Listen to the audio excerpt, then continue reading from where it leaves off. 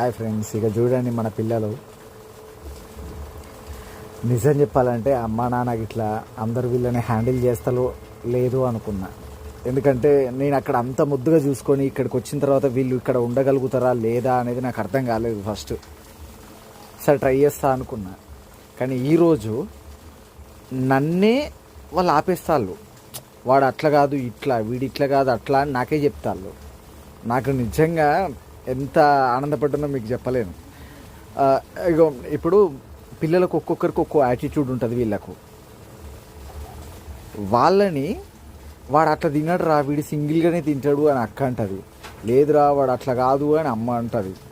ఇక మా నాన్న అయితే వాళ్ళ మంచమే ఇచ్చేసిండు ఏకంగా వీళ్ళకు, పిల్లలు రా వాళ్ళు అని. నాకు నిజంగా నా ఫ్యామిలీ ఇంత సపోర్ట్గా ఉన్నది. నా ఫ్యామిలీ మొత్తానికి థ్యాంక్స్ చెప్తున్నా ఫ్రెండ్స్. నిజం చెప్పాలంటే ఇంత సపోర్ట్